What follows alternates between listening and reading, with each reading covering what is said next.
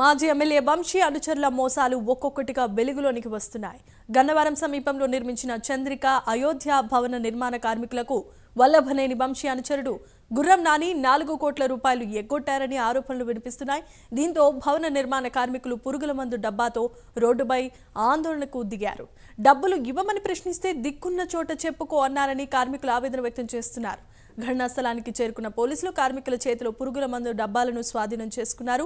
గుర్రం నానిపై చర్యలు తీసుకుని తమకు న్యాయం చేయాల్సిందిగా బాధితులు కోరుతున్నారు.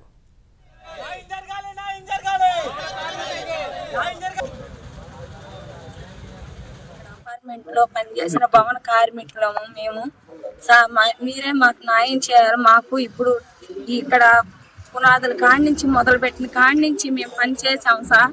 మా పిల్లల చదువులకి డబ్బులు లేక మేము ఎంతో ఇబ్బంది పడి మమ్మల్ని పని తీసుకొచ్చిన ఓనర్స్ మాకు డబ్బులు ఇవ్వకోకుండా అమ్మా ఇస్తామమ్మా, రేపు వారం ఇస్తామమ్మా, ఎల్లుండి ఇస్తామమ్మా అని నెలలు గడుపుతున్నారు సార్. మాకు పై నుంచి అధికారులు ఎవరైతే ఉన్నారో సార్ వాళ్ళు మాకు ఇవ్వలేదమ్మా, మీకు మేము ఇస్తామమ్మా అంటే మేము అప్పులు చేసుకొని సార్ మా పిల్లల్ని చదివించుకుంటున్నాం సార్. మీరే సీఎం సార్ గారు మాకు న్యాయం జరిపించాలి.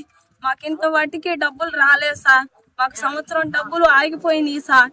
మేము 2018 నుంచి ఈ అయోధ్యలో మరి లేబర్ కాంట్రాక్ట్ బిల్డింగ్ నిర్మాణాలు చేయడం కోసం మేము అగ్రిమెంట్ పొంది ఉన్నాము. మరి నాని గారి దగ్గర, గుర్రం నాని గారి దగ్గర. మరి అప్పటి నుంచి మేము వర్కులు మానుకుంటాను 2022 వరకు వర్కులు చేస్తూనే ఉన్నామండి. మధ్యలో మరి వాళ్ళ అవకాశాన్ని బట్టి కొంచెం డబ్బులు ఇస్తూ ఉన్నారు. మా వర్కులకి సర్దుబాటుకి వాళ్ళ భోజనం కోసం, మెయింటెనెన్స్ కోసం ఇస్తూ ఉన్నారు. మేము రోజుకు 150 మందిని పెట్టి చేసేవాళ్ళండి. నేను దాంట్లో 4 బ్లాకులు చేశానండి. అది ఈ బ్లాకు, హెచ్ బ్లాకు, జే బ్లాకు, ఎ బ్లాకు 4 బ్లాకులు చేశానండి. 4 బ్లాకులో నేను రోజుకి 150 మంది ఎంగేజ్ చేసేవాళ్ళండి.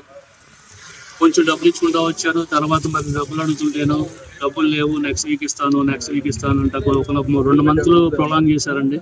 ఆ 2 మంత్లో బాగా నేను డెప్త్కి వెళ్ళిపోయాను. ఇంకా నేను పేమెంట్ చేసే పొజిషన్లో అయితే నాకు లేదండి. ఆస్తిపాస్తులు ఏమి లేవు. నా చదువుల ప్రకారమే నేను కష్టపడి పని చేసుకున్నాను. నేను కూడా జిఎస్టీ తీసుకున్నానండి. నేను కూడా 10 మంది వర్కర్లను బతికించవచ్చు కదా, నేను జిఎస్టీ తీసుకున్నాను. ఆ జిఎస్టీ తీసుకుంటే వాళ్ళు కూడా నాకు ఉపయోగం లేదండి.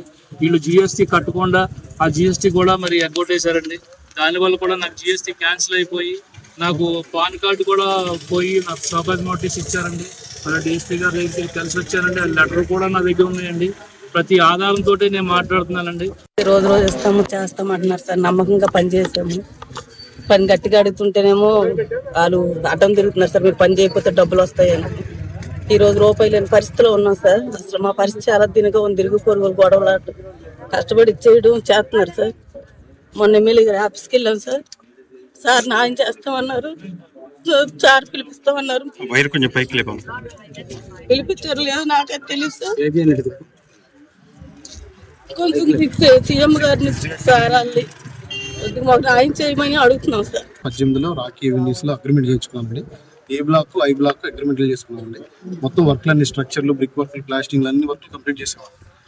డబ్బులు విషయంలో మాత్రం మాకు డబ్బులు ఇస్తాం, రేపిస్తాం వారానికి 1,00,000 రూపాయలు పేమెంట్ అయితే 20,000 ఇవ్వటం, 80,000 రూపాయలు పెండింగ్ పెట్టడం, 20,000 ఇవ్వటం, 80,000 రూపాయలు పెండింగ్ పెట్టడం. ఇట్లా ప్రతి వారం ఇట్లా 3 నెలల పాటు మేము ప్రతి నెల వారం చేసుకుంటూ వెళ్ళిపోవటం. ఎక్కడోసారి డబ్బులు తెచ్చి 5 రూపాయల వడ్డీలు, 3 రూపాయల వడ్డీలు తెచ్చి లేబర్లు పేమెంట్లు కొంతవరకు చేయగలిగాము. మిగతా వాళ్ళు చేయలేకపోయాం.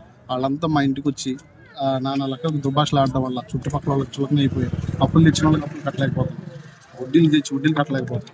చదువుకుని ఉండి కూడా మీరు ఇలా ఇన్ని డబ్బులకి మీరు ఎలా ఇరుక్కుపోయారంటే వారం వారం ఇస్తాం, ఇదిగో ఇస్తాం అంటే వచ్చే డబ్బుల కోసం ఆశపడి ఈ డబ్బులు నొప్పాయి అని చెప్పి ఆశపడి పనిచేసి ఈ రోజు మీరు బిల్డింగ్ చూస్తే పూర్తిగా కంప్లీట్ అయిపోయి ఇప్పుడు నివాస యోగ్యంగా ఉన్నాయండి అన్ని కూడా.